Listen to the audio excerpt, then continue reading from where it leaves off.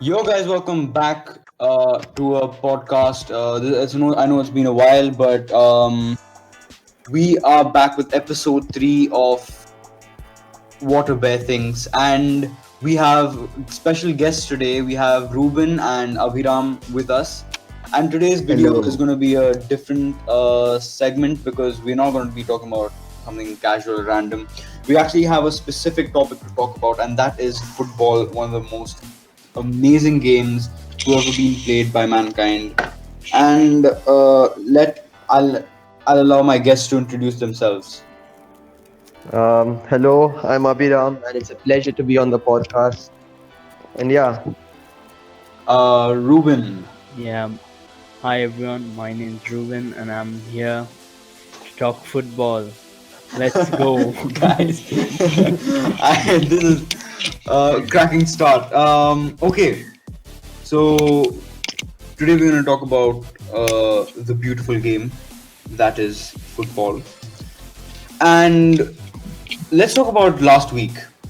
Last week was a very exciting start. It was actually a very great week for football.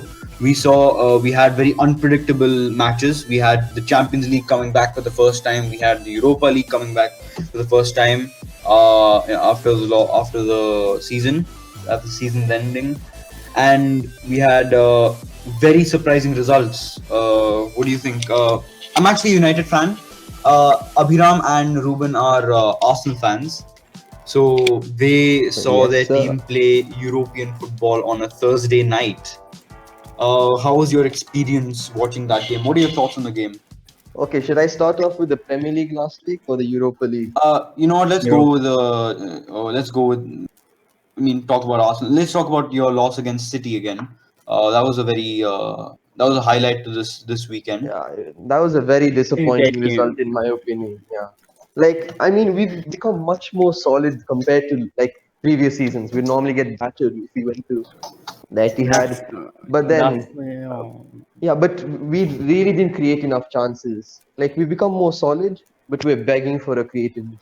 If we got Hosemoa, honestly, we could have won that game. Mm. They, City weren't that great, but then they created more chances than us, and we got punished. What I didn't watch the match like completely, the City Arsenal game. Uh, but it was only a one goal match. You know, there was only one goal in the entire match. I mean, that has to say something about Arsenal's defense and how it's improved Yeah, over from yeah, the we've year. we've got a spine now, and as I said earlier, we would have got battered if we went there last year.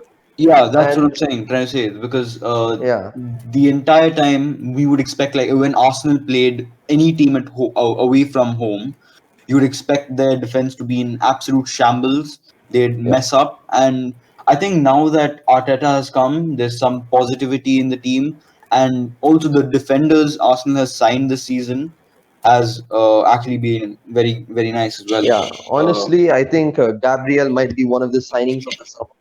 He's been impeccable. Like 22 he's million. only 22 years old and he shows so much class. 22 yeah, million, and I say this strictly off his performances. Literally from match day one, we finesse Lille for sure. yeah, I guess. I mean, we were talking about this in the chat earlier about how Arsenal got finessed by Lille when they signed Pepe. Again, it wasn't that bad of a signing compared to what United have done in the previous years. But 72 million for a guy who hasn't done much as we expected him to do. I think Arsenal deserved the 22 million deal for Gabriel. I think that Yes, was a really important signing as well. he's shown flashes of worth, but 72 Exactly. million is Yeah. a bit too much for just flashes. We need a stable performing I guy. don't think it's his fault at all because there's a lot behind the scenes that has happened, and that's why one of our executives got sacked because there's some shady business going behind. And I think he's honestly a good 40 to 40, 50 million pound player. But to break our record for him, he's clearly not been good enough. Like for that price, He's a great player for our team, but for the amount of money you spent for him, you'd expect much more. Yeah, that actually makes sense. For Pepe to move on. And also Arsenal have they have a lot of competition in the attack with Lacazette, Aubameyang. They're all top class midfield attackers. And then you have rising stars like Nketiah, and you have Saka as well, who's coming in. You have Willian, who just came, I think, on a free transfer. Was it a free transfer? Yeah, it was a free Yes. transfer. Yeah, Willian as well coming in. I mean, there is a lot of competition for him, which in the end might result in like a surge or a spike in Pepe's performances. You know what I mean? Yeah. I To mean, yeah, solidify his exactly. spot. Since Williams joined, Pepe's been in and out of the starting lineup, but he's fought his way back in. He's been impressive. And even in the Europa League match, he was pretty good. But then without a creative midfielder, it's really hard for us to create On any chances at on all. Thursday's Europa League match, Thomas Partey. Party. Did I say Oh, Oh, yes, yes, yes. he A was fantastic really. signing. I think that was a very, very good signing by Arsenal. I mean, you were trying for Awa, but I guess I didn't initially go as thought it planned. was we just panic bought. Like I'm not afraid of the fact that we bought him, like panic bought him, but I thought 50 million was a stretch. But from what I saw, he held the midfield like together. Yeah, for me, I disagree. Like I knew it was signing because you've seen like lots of money being spent for arguably not as good midfielders like Rodrigo for Man City. He's not a bad signing at all, but I think he's like 60 to 55 million. And then Thomas Partey, we met his release cost, and I'd say it's a bargain already. Like if it wasn't for his release clause, I'd say it's worth at least 65 to 70 million pounds, and I'm But not exaggerating. are you happy though? I mean, your first targets were Awar, and he was like your Arsenal's top priority, and all the fans wanted him. And yeah, as Ruben said, it was people thought it was actually a panic buy. You know what I mean? No, Just no, like a no, no. last minute That's release a clause triggering. misconception because our first target was Thomas Partey, and we wanted to negotiate with Atletico Madrid, but they weren't prepare. They said meet the release clause, or we want him to. So then we thought we could get Awa for a cheaper deal. We were bidding around 35, 30 million pounds, and we did it till the last minute. And we knew that if we didn't get Awa, we'd be able to meet Partey's release clause. And in the end, I think we got a really good deal because our spine is something we've lacked, and now we've got a defensive unit, and we can withstand the attacks of Man City and Liverpool pretty easily. Not easily, but we can not get battered by it. Better than last Yeah, season. That's exactly. the key. That's the key. Yeah, Like last season, everyone was talking about how shite our defense was. but Like as an Arsenal fan, like I can speak for most Arsenal fans, we really wanted both of them. But yeah, the fact that we got at least one of them, because on deadline day we didn't expect any of them at all. So to get one of them is honestly much more than we expected at the end. Speaking of deals and transfers, we have a highlight in the transfer window, especially in the Premier League. There was Chelsea, who made so many signings and splashed out their cash. And not gonna lie, their performances were very average. I mean, as a Chelsea fan, guys, listen, we have a Chelsea fan in our group chat, and he is one of the most, I don't know what to call him. Deluded. Would I want to call him delusional? I don't know. But he's a Chelsea fan, and things haven't gone that well so far. I mean, they've drawn, I think, two games, and they've lost one game. And No, have they won two games as well? I don't yeah, know. I think they beat. Who did they beat? Yeah, They beat no, they drew. Brighton, they they beat beat They beat Brighton, Brighton, Bright, and they beat one more team, Crystal Crystal Palace, Palace. Crystal They beat Palace. Brighton Yeah, and 4-0. Crystal Palace. which is not a They big achievement if at all. Yeah, to be honest, with a team like that, that's not a great And achievement. and if they won, if they smashed those matches, they should have clearly won against Southampton. There was no Okay, way yeah, they should I have. agree. They should have won, but it's gonna take time for those signings to gel, and some of them haven't even gelled Yeah, yet. But my that only that is problem true. with Chelsea's signings is they weren't balanced. Like they bought Havertz, they bought They Werner, they bought too bought many Ziyech. attacking midfielders. They bought too many They should have attacking bought players the in their yeah. team. They should have bought And Ziyech yeah, instead. And instead, like, yeah, their attacking options look great. They looked great before as well. But I felt like they could have maybe instead of Havertz. I mean, Havertz is a great talent for sure. But this instead of spending 75 million for him, maybe they could have gone for a defender, maybe like I don't know, Skriniar from Inter Milan or Koulibaly. I mean, if they Exactly. got a better defense, they could challenge for the title. But then with this, top four is the most they can. As I said last season, I might be biased as an Arsenal fan talking about another London club, but I said Chelsea, if they really want to contend, need to make a splash defensively. Maybe they've done on their fullbacks, but their centre backs are the problem, and they Yeah. didn't touch their main line of defense at all. Yeah, so basically they needed a striker because Giroud's not going to win you the title, neither is Tammy Abraham, and they got Werner. And I'm sure he'll do a good enough job. I mean, he showed flashes. Werner is a proven goal scorer. I don't think we disagree with that. He's a Yeah, he's a proven goal proven scorer. goal scorer. Yeah, yes, and he's managing to fit in slowly. But he scored a few good goals now, so I think he'll come good for them eventually.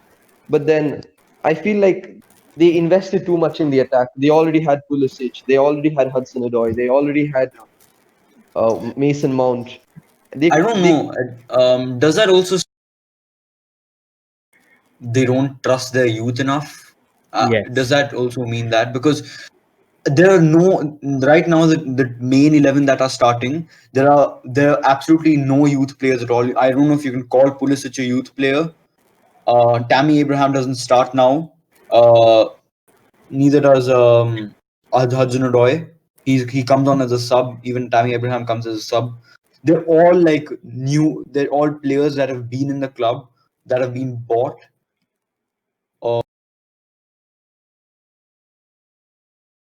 Tammy would benefit from Europa and starting some Premier Leagues for now, but I don't think he's good enough to lead the line. But like Ziyech also is a wonderful signing in my opinion for 35 million. I honestly think that's a steal. But I felt like they might have spent too much with Havertz. I mean, it's too early to tell. And Chilwell is a good signing, solid. But for 50 million, I felt Reguilon was for 25 was much better. Or maybe even Tagliafico. I just felt like there were better options on the market. Now the only thing that remains is whether Thiago Silva is past his prime and whether Mendy can save the ball.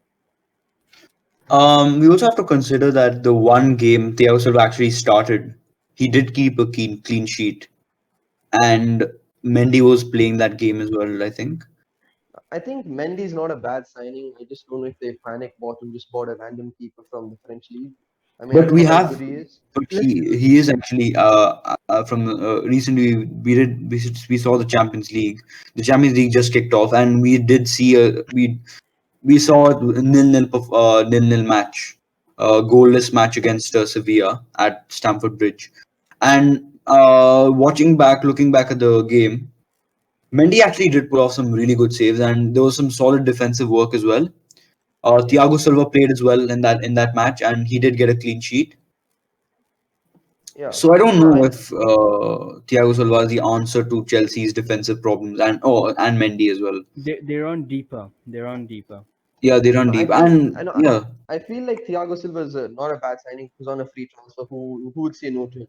But I felt like they thought that would fix their defensive problems completely, and they've just ignored their centre back problem. And left back Chilwell, okay, he's good enough for them. I'd say he's a good enough left back to lead you to greater things.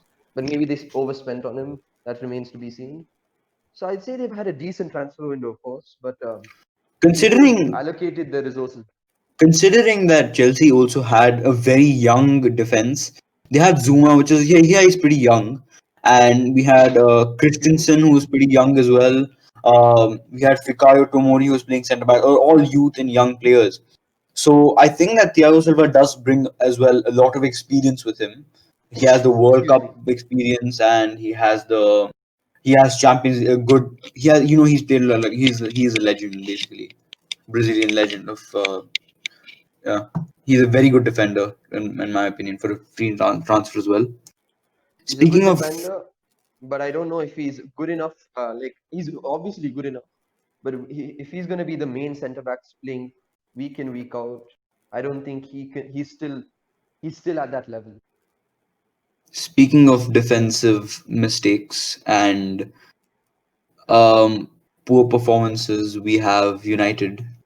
Unfortunately, it's hard for me to say this, but we've had a very shocking start to the season. The first three to I think 3-1 loss to Crystal Palace at Crystal home, Palace. and the most historical loss, the most humiliating loss to Tottenham Hotspur 6-1 at home. Yeah. I don't know, man. I don't know where to start. The problems get piling on I and on. The mean, Glazers I and mean, Woodward. you're going through a bit of a purple patch with a really good win, I'd say, against PSG. I Yeah, watched that match, we had a very and good you have last certainly two good games. winners there. You're worthy winners.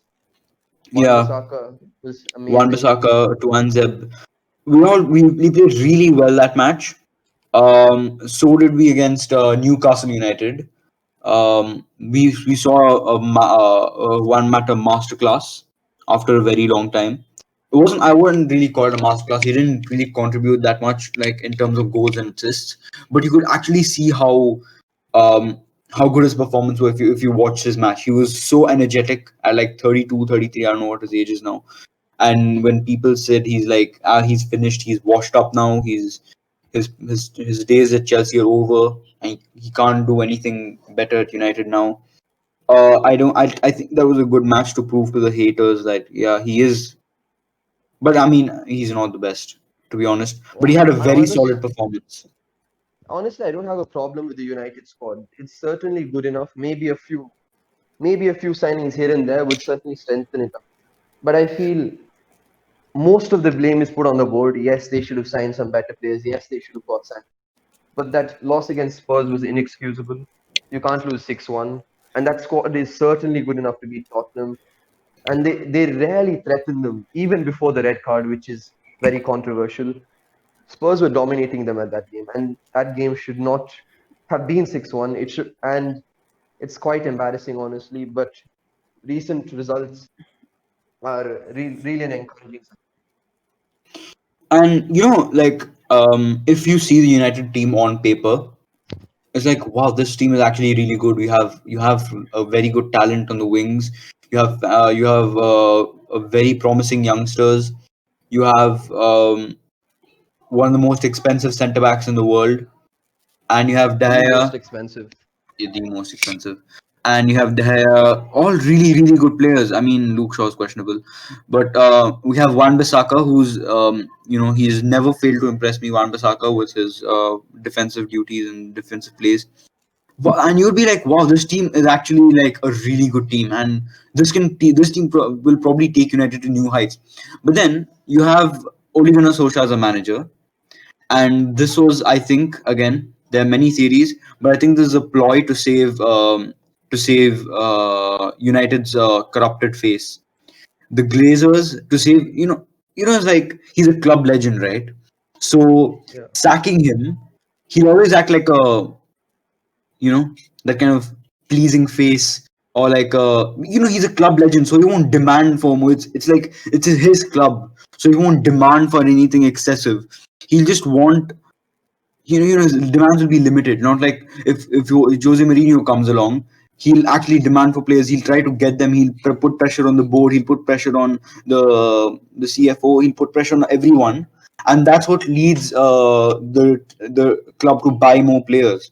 But since Woodward is making the Glazers more money, and yeah, to be honest, I really don't think it's Ole Gunnar Solskjaer's fault, because he's put in this position without you know it's not his I fault mean, he's in this position. no, I mean, it's his fault that they've lost 6-1 to Spurs. It's Yeah, his it is fault his they've fault. lost because you It's his can't fault. excuse him It's for that because he has no, a good it's enough his squad to do fault. that, in my It's his opinion. fault that he is a Manchester United manager in the first place. A Yeah, I point, don't think he's good enough yeah, for it. he's not good enough. We were looking for after Spurs sacked Pochettino. We actually really wanted Mauricio Pochettino, and he was actually he had a lot of odds to join United as well. There was a very high chance that he was joining United.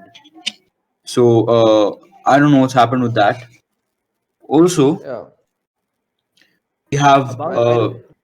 we Okay, yeah, have go ahead, go ahead. very big games coming up. One of the most talking points, biggest talking points in this week is the El Clasico is coming back, and we have interesting games in the Bundesliga as well. With I think Hoffenheim, Schalke facing Dortmund. I think this week we have United, Chelsea. We have a lot of interesting games coming up, and I'm really looking forward to the El Clasico this week. I don't know how it's going to be with both performances from both teams from in the start of the season. Yeah, Yeah. Oh, they just lost their one. They had both the teams had 1-0 losses this previous weekend, and their performances in the Champions League by Real Madrid performance in Champions League was poor, very poor. I yeah, they don't lost to know. Shakhtar. Yeah, they lost 2-3 to Shakhtar 3-2. Shakhtar. I don't even know what uh, um, I don't even know what team Barcelona played to, so I guess that's They not won. important. They won like 5-1 or something to that. They won 5-1. I don't even know that Yeah, team, the team they yeah, played yeah. against. I only know 17, two 17-year-olds scored a goal. That's it. And Yeah, for Messi. me, that's a tight game. I don't follow the La Liga as much, but for me, both are in not the greatest of forms. Barca is having a lot of Can we trouble can we behind the talk scenes as well. can we talk about how Ibra is literally carrying Milan on his I shoulders swear, on top of the he's one of the Serie A? most. Yeah, I agree. That is one of The the guy's most. age is like fine wine. And people say he's washed. After that United injury, no one believed in him. I'm telling you, Yeah, they said, "Oh, honestly, MLS." he had a really decent career. He had a really decent season at United as well. Yeah, exactly. He got a very important goal. So he's had a very successful career. Obviously, he hasn't got that Champions League, but then I'm sure he can keep on going for a couple of. Yeah, he's an absolutely phenomenal player. I can't disagree with that. He is carrying Milan at the moment, and yeah. Yeah, do you want to move So on to the Dortmund game the Dortmund game they played against against? Lazio, didn't Yeah, they and they lost to Lazio, which was very surprising because Lazio yeah lost. They lost in Serie A. I'm pretty sure they lost 3-0 or something against Sampdoria, if I'm not wrong.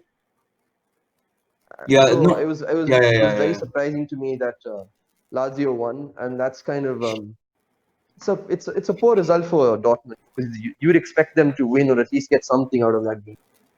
And Schalke, I don't know how well they're doing this season, but last season they had a really poor season, so I can't see this going any way other than a Dortmund win still. But it could be a tight game. Okay, I have a few unpopular opinions on I have written down here. So I want you guys to tell me what you think of it. All right. Okay, sure. Mo Salah is a better player than Mane. Yes, I agree I with that. disagree. I I, disagree. to be honest, I disagree as well. I think Okay, Salah is absolute. No, Salah's I numbers mean, are better. yeah, Both numbers. I think I yeah, Sane like is absolutely amazing. Sane or Mane. Wait, Mane, sorry, yeah. Sadio No, Mane. Salah's numbers are better, but then he takes a lot of penalties, and he shoots more on goal than Mane, if you know what I mean.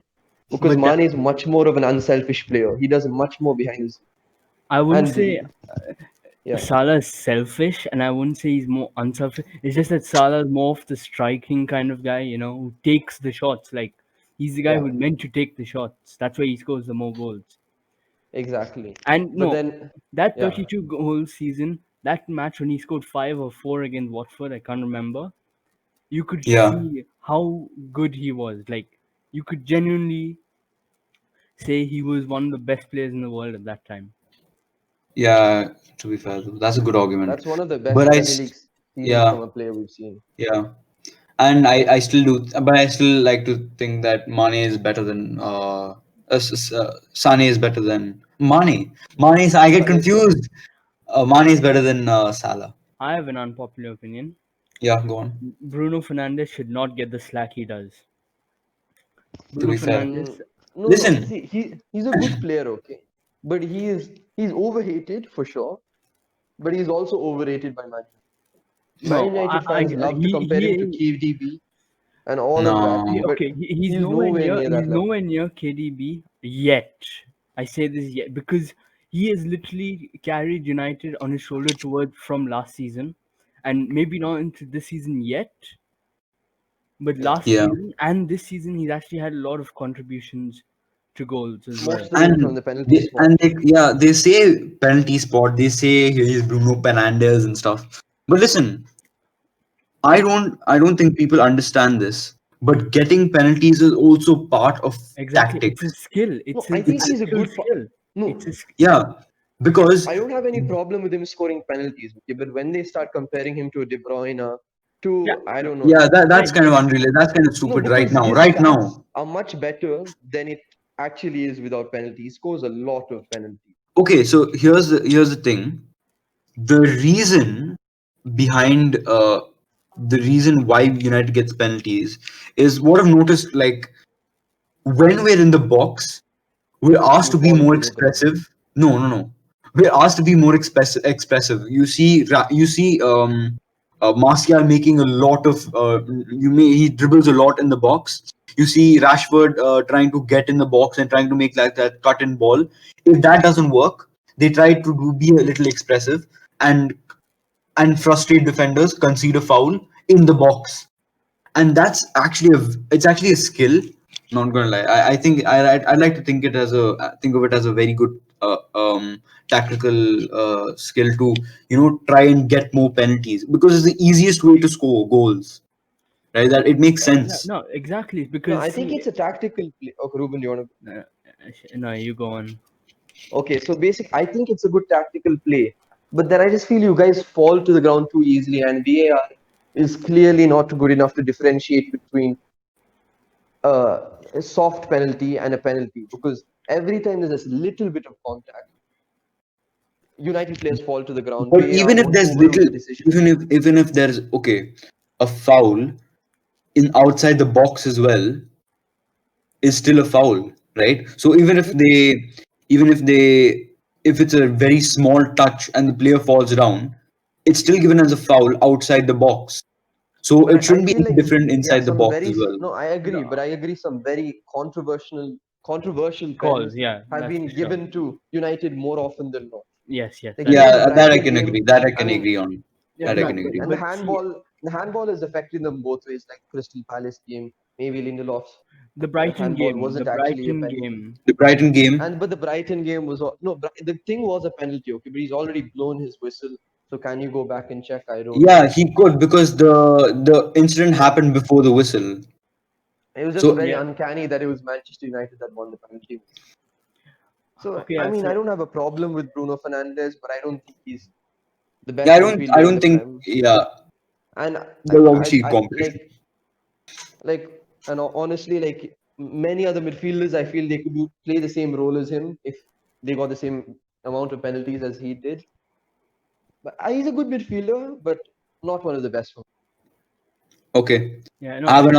I have another unpopular opinion. Mhm. NDD has overtaken Kante as the best central defensive midfielder in the Premier League because of Kante's injuries. I me. mean, Indeed, he is the best centre defensive midfielder in the Premier League. I mean, Has I overtaken can Kante. back it to no, an Yeah. extent. He's better than Kante from the past one season, I'd say, because Kante has rarely played, and he's been slightly out of form as well when he has. you can I literally. haven't watched enough of Leicester to say he's a good central defensive midfielder. I don't know. I mean, Fabinho for me is much better as a central defensive midfielder. I Fabinho feel is probably the best like defensive core. He's probably, you get what I mean. exactly He basically Fabinho or holds. Fernandinho as well. Yeah, When Fernandinho, like, I mean, he plays centre back usually, but he's but one now, of yeah, the best central defensive midfielders in the past decade. Like he's Fabinho. controlled. No, Fernandinho. Fernandinho. Fernand. Okay, okay, okay. But So no, NDD is not the best, but he's up there for me. no, I'd And say yeah, it's a good shout. NDD, maybe NDD with an asterisk. When Yeah, Kante is back from all sorts, like no injuries hampering him, he's yeah, probably the best. I exactly. think we also forget that Chelsea have Kante Yeah, and I Yeah. tend to he forget isn't it. I used. tend. Yeah, because Well, I yeah. mean, Chelsea's squad depth is very good. It's just that I don't know. I just feel like they're not gelling enough still. You never know. We might see it soon. But We then they might have see. a We might midfield see. of Jorginho, Kovacic, and Kante. Like How are you going to fit all three of them together in that attacking front line? I mean, Okay. My next unpopular opinion is Joseph Ilicic is one of the most underrated players in world football. I don't I know mean, how he's. much. I I don't haven't know how seen him much I like much. this guy. I love Joseph Ilicic. He's so good. He's I a I good think guy. I think one day, like last season, I was just casually watching an Atlanta game, and Ilicic was absolutely amazing that game. I think he backed a hat trick or something that same game. He was so good. He was so good. I don't realize how. Oh my god, he's so good. Atlanta has one of the most. Atlanta has had one of the They're most one. last They're one of the amazing 2 years. most underrated teams. Yeah, for Yeah, sure. Yeah, I don't watch enough of them to say to give a comment, but but you he's can a tell. decent player You for sure. can tell though. Yeah, the From stats don't lie. I genuinely thought they could make a run to the finals. Yeah, yeah. who did they lose to in the end? I forgot. They Uh, lost to To City, yeah. No, not City. I don't know. PSG, I think. Yeah. PSG. Yeah, yeah. PSG. Yeah. Ah, yeah, they were very unlucky. There was like a last. They scored like two Yeah, yeah. stoppage time goals or something. Chupomoting. Yeah. Yeah, Choupo-Moting scored 2 goals. Yeah, Okay. yeah, they're Uh, certainly a young, exciting. yeah, they're actually a very exciting team. Okay. I have one last unpopular opinion, and I think we can conclude the today's episode. Gerrard was better than Lampard for England, For England, and in club football and in the Premier League. Okay, Oh, it was I don't that's very it watch. was I very haven't difficult. It was very difficult. that's a because I very haven't difficult. watched a lot. I was pretty young then. I haven't watched too much of Gerrard and Lampard's prime years. But for me, yeah, Gerrard for England, I feel he might have been much better. I'm really not sure. Gerrard for England actually might like when they actually pushed extremely hard in the 2010 finals. Yeah, yeah. Gerrard and Lampard's disallowed goal. Oh yeah, Oh, that was that Oh, was annoying. that That's was very annoying. yeah. That, yeah. They got dropped there. that changed the momentum of the entire match. Yeah, and they went on to lose 4-1 or something. Yep. It and was very and sad, that man. was literally the reason for goal line technology. But for club football, I'm sorry, Gerard's slip will forever be defined. Yeah, He will forever and Yeah. also define him. Lampard's numbers are much better. Yeah, Lampard's numbers are much better. Lampard is the And highest plus, scoring and he's won midfielder, if Premier I'm not League wrong. titles, and he's won a Premier League. Yeah, Yeah, you can't that take that away. But but you can't also take that away night the in fact Turkey, that, that night yeah, in Turkey, yeah, the comeback. Champions League titles they've got Liverpool. Yeah, yeah. I mean, Yeah, for sure. sure. But I'm talking in the Premier League, and even Lampard won a Champions League as well Yeah, for exactly. 2011. Yeah. Yeah, he won one. Yeah, So in that respect, Lampard is a much more complete and better player than Gerrard. But then international football, I haven't watched it to say. Yeah, I'll take your word. yep. I guess that's it for today. Thank you for sticking around, Abhiram and Reuben. It was a fantastic conversation we had. It was We a can probably pleasure. we can probably do this again Yeah, for sometime sure. later. This is Yeah, actually really sure. fun. It's actually fun. Yeah, it is. Uh, yeah, we might like try to get a few more guests next time, so this will be like an actual be a much more intense conversation. But this was very intense enough. Thank you, Abhiram and Ruben, for joining me, and thank you guys for listening and sticking around. No I'll problem. see you guys in the next video. Not a Peace. problem. Thank you. Peace. Bye bye.